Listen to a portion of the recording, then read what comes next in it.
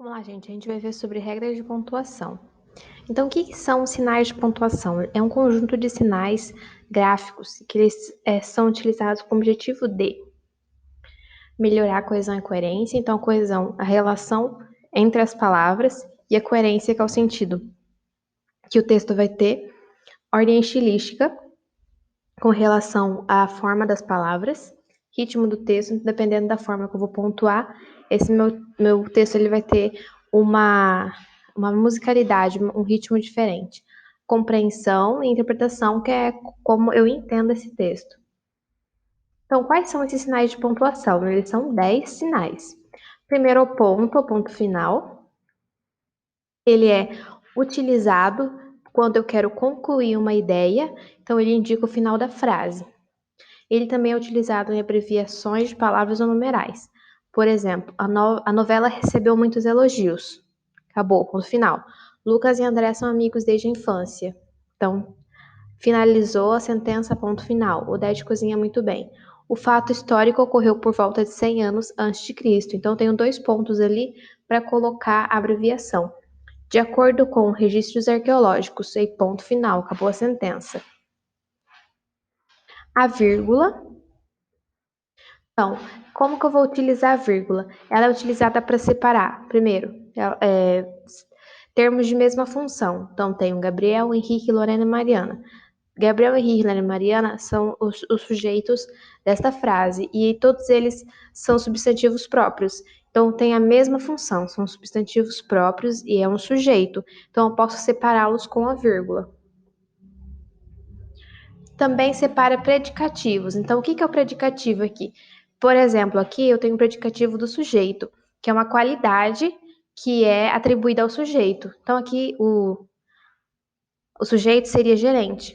E aí o predicativo é preocupada. E esse predicativo está deslocado, porque seria a gerente preocupada convocou uma reunião com a equipe. Essa seria a frase numa ordem normal, digamos assim, na ordem correta. Então, se eu coloco preocupada, a gerente convocou uma reunião com a equipe, esse predicativo está fora do lugar. Então, eu preciso separar esse predicativo com a vírgula. Também é utilizada para separar adjunto adverbial. Então, o adjunto adverbial que ele tem uma função de modificar ali também o verbo. E aí eu tenho aqui adjunto adverbial de tempo, então semana passada. Também é a mesma coisa. Tá aqui tenho na frase, semana passada a assistente Márcia trabalhava respondendo e-mails. A frase, normalmente, ela seria: a assistente Márcia trabalhava respondendo um e-mail semana passada. Então, esse adjunto adverbial, o local dele é no final da frase, mas ele está deslocado do lugar dele, ele está no começo da frase. Então, por isso, após terminar esse adjunto adverbial ali semana passada, eu coloco a vírgula. Também coloco vírgula quando eu coloco o objeto no início da oração para repetir. Então, eu quero colocar esse objeto 2 vezes. Só que, por exemplo, eu não poderia repetir esse cheque, não voltaremos a ter esse cheque. Não posso repetir dessa forma. Então, eu coloco ali o pronome. Então, eu coloco esse cheque, vírgula, não voltaremos a tê-lo.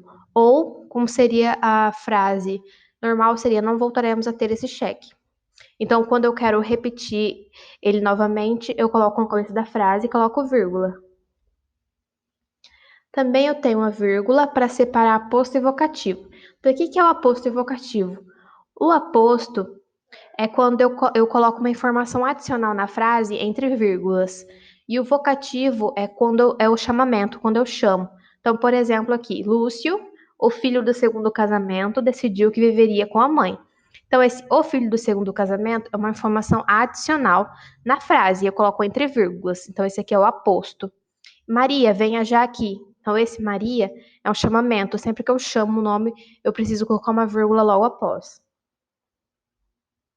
A vírgula é aplicada para substituir um verbo subentendido. Por exemplo, João estuda engenharia, Maria medicina.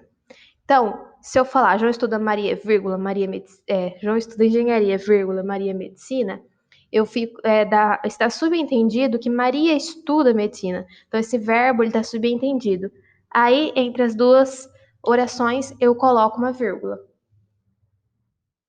Também é utilizada para separar expressões ou termos que vão exemplificar, por exemplo, essa situação, por exemplo, deve ser resolvida de forma rápida. Então, sempre que eu vou exemplificar algo, dar um exemplo, incluir, excluir, tudo isso eu coloco entre vírgulas. Também empregada para separar orações coordenadas. Eu tenho as orações coordenadas e subordinadas. As coordenadas são orações dentro da frase, que são completas, têm sentido completo, e são independentes uma da outra. E as subordinadas, elas precisam, precisa da outra para ter sentido. Então, aqui eu coloco a vírgula quando são orações coordenadas, que são orações independentes que têm sentido completo. Então, houve algumas dúvidas, mas todas foram solucionadas a tempo. São duas orações coordenadas e eu utilizo a vírgula para separá-las.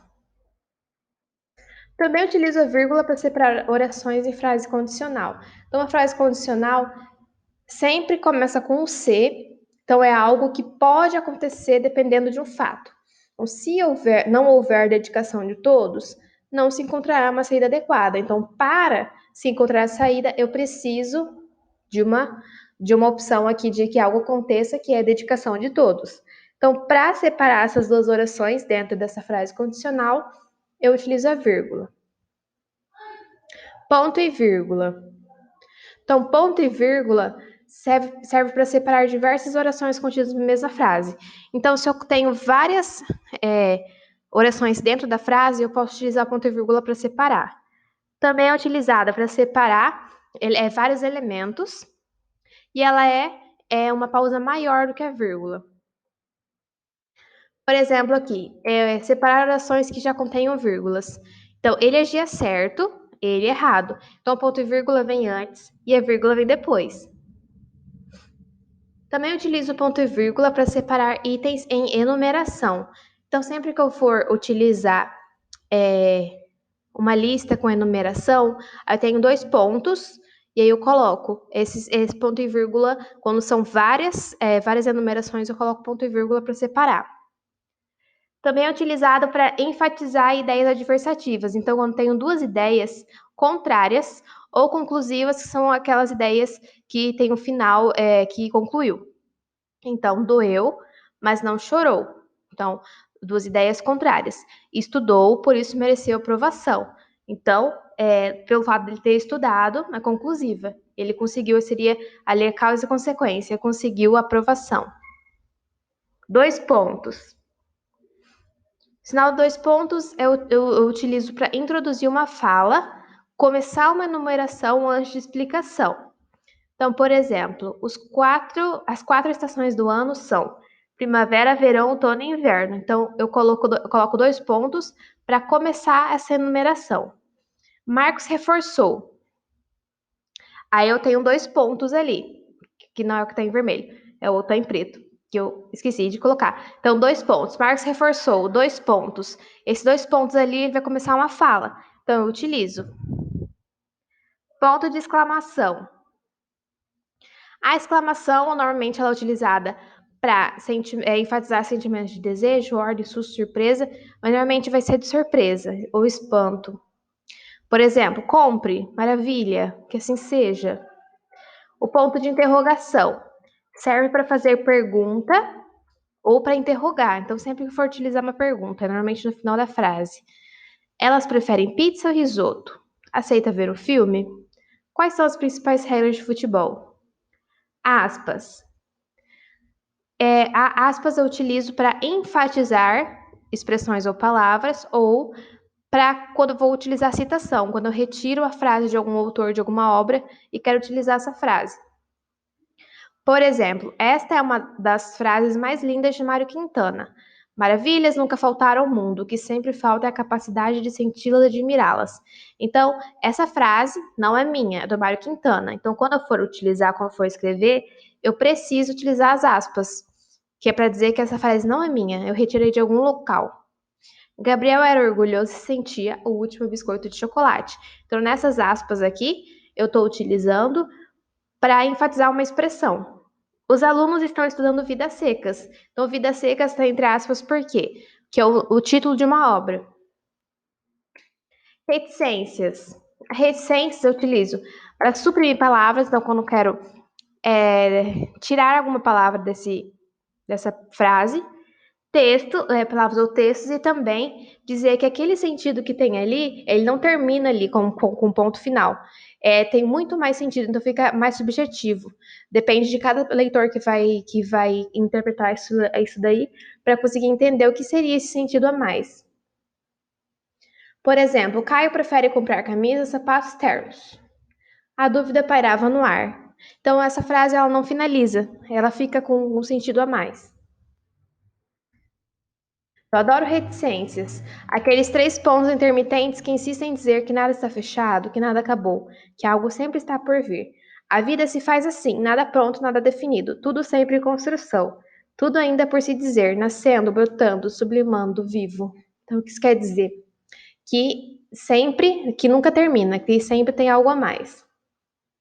Aí o travessão, que eu utilizo travessão para indicar a fala do personagem, então sempre que o personagem vai falar, eu preciso colocar o travessão. Separar expressões ou frases explicativas. Então, esse travessão eu posso colocar também no meio da frase, para explicar algo do que eu estou falando. Para substituir o uso de parênteses, vírgulas e dois pontos, em alguns casos. Parênteses. Essa pontuação do parênteses eu utilizo para isolar uma explicação ou adicionar uma informação complementar. Como o uso das duas vírgulas com informação adicional, também posso utilizar o parênteses. Então, por exemplo, o vendedor, o mais simpático que conheci, me atendeu prontamente e resolveu o problema. Então, eu coloco uma explicação sobre o vendedor e aí eu isolo essa explicação dentro do parênteses. Sim, é isso.